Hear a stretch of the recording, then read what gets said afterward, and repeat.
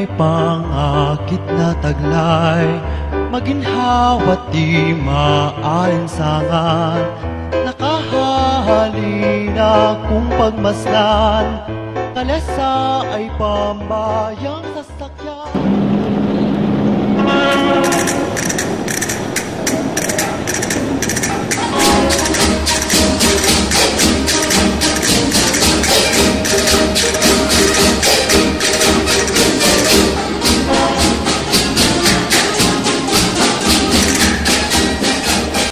Sa buhol-buhol na traffic sa Iligan City, hindi mo halos to'y ma-imagine na ang dating siga ng mga kalsada ay hindi jeep at bus ng rural, kundi mga kalesa.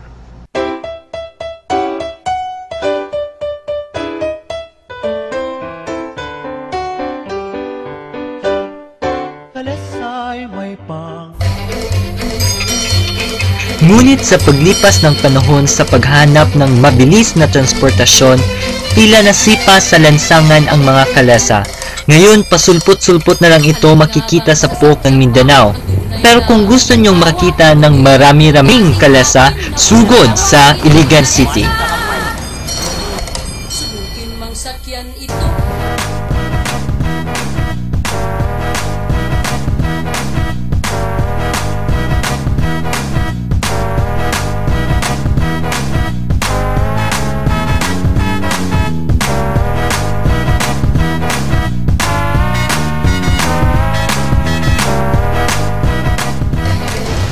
Bago naghari ang mga bus at jeep sa ating mga kalsada, sa Kalesa o Karitala, umaasa ang ating mga ninuno. At ngayon, dapat nating alamin ang dating hari ng kalsada, ang Kalesa. Maginhawa, kundi itong dating atin na kung tawagin ay Kalesa. Subukan.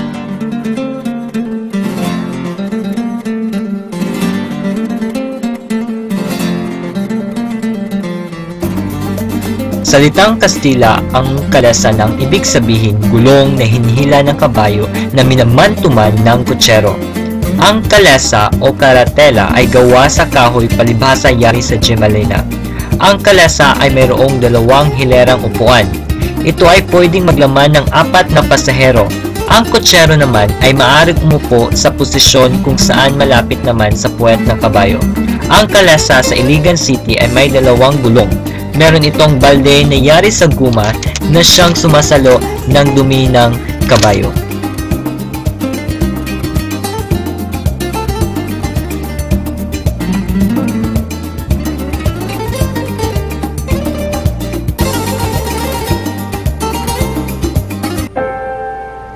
Ang kalesa, karetela o prada ay ipinakilala noong ika-18 siglo sa panahon ng pananakop ng mga Espanyol.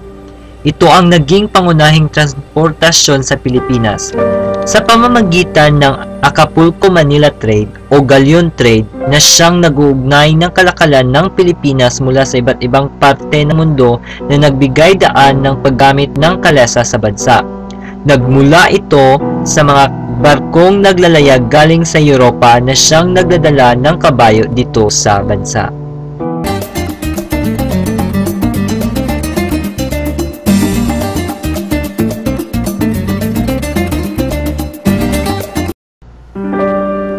Noong panahon ng Espanyol, iba't ibang uri ng transportasyon ang ginagamit sa Pilipinas. Marami sa mga ito ang ginagamitan ng hayop upang mapatakbo tulad na lang ng paggamit ng kalabaw at kabayo. Nandyan naman ang mga kotse, ngunit ang pinakatanyag ng uri ng transportasyon noon ay ang kalesa. Ang kalesa ay ginagamit sa pagkuha at paghatid ng mga produkto mula sa isang lugar papunta sa ibang dako. Ito ang naging transportasyon sa industriya. Tanging ang may kaya, may mga kapangyarihan, ilustrados, may mataas na ranggo na opisyal ay nagkaroon ng pagkakataon na makasakay nito. Ito ang kadalasang ginagamit nila sa pansariling paglalakbay. Sa kasalukuyan, ang kalesa ay ginagamit kadalasan ng mga turista sa pamamasyal. Hindi nagagamit sa komersyo ng bansa.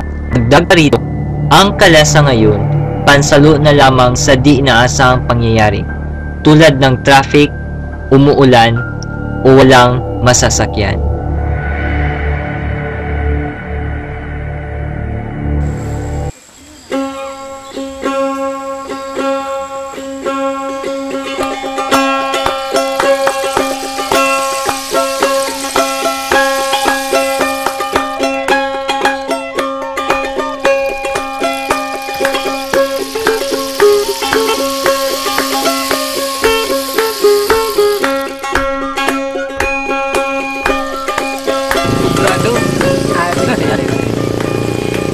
Kamera mata grado di kutsiro lang. Mag-uma ra mo kusuna. Mag-uma. Ya. Pagka daya akong kwarta, palit ko talaga. Pagbrato ko ni sa unod, magbuhat ako sibo, 4,000 ra. Doon, 30,000 ni magbuhat ka ni. Hindi mala. Sa gagayaan mo, mag-iprada niya. Oo, wala. Din, hira. Wanggod, di ka na ko mag-iprada. 1,285. Mag-iprada.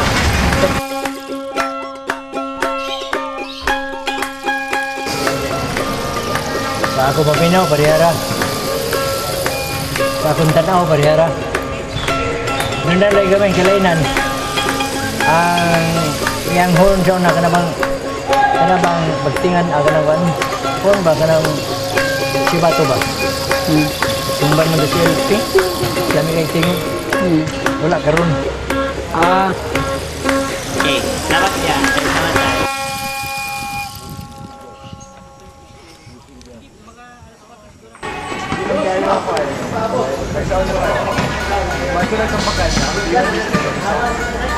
Kung nakasakay na ka, okay siya. Wala na ka. Nakakay ba kayo ng kalesa? Oo. Bakit kayo gusto sumakay ng kalesa? Kasi pag nakasakay ako ng kalesa, parang bumabalik ako sa sinaunang panahon. At saka maluwas pag nakasakay ako sa kalesa. Okay. Ay, ate. Pwede po bang magtanong? Para saan yan? Para sa project po namin. Taga dito ka ba sa Iligan natin? Dito ako, pinanganak sa Ilang taon ka na dito? 25 years. 25 years. So, nakasakay ka na ba ng kalesa? Yes. So, sa 25 years na stay mo dito sa Iligan, may nakikita ka bang kaibahan sa kalesa noon at ngayon? Basically, wala naman. Pero, ang difference lang sa dalawa is, I noticed na mas maraming kalesa dati kaysa ngayon. Kasi dati, a way of transportation kalesa sa mga tricycle, pero ngayon, hindi na kasi may mga jeepneys na kasi. So, selected na lang ang mga routes ng kalesa na inaalaw kung saan sila magpapasa. Salamat po, ate. Kuya, kanina yan ako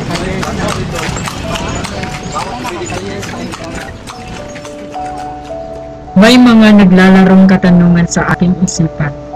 Ano na ang kahinatnan ng kalesa 20 taon simula ngayon? Kung iisipin ay napakahirap ng pagyaman ng isang bagay na magmamahalagang ng kasaysayan. Lalo na sa mga kabagnahon kung saan ang teknolohiya ang nagdidikta sa isang syudad na progresibo. Ngunit may kakaiba akong nararamdaman habang nakasakay sa kalesa.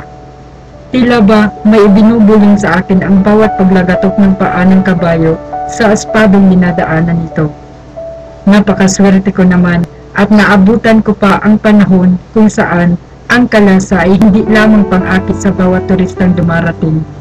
Naabutan ko pa ang panahon kung saan ang kalesa ay isa pa rin paraan ng transportasyon dito sa Iligan City. Para akong bumalik sa pagkabata kung saan ang aking duyan ay inugoy ng aking ina. Sana mapagyaman pa natin ang kulturang ito.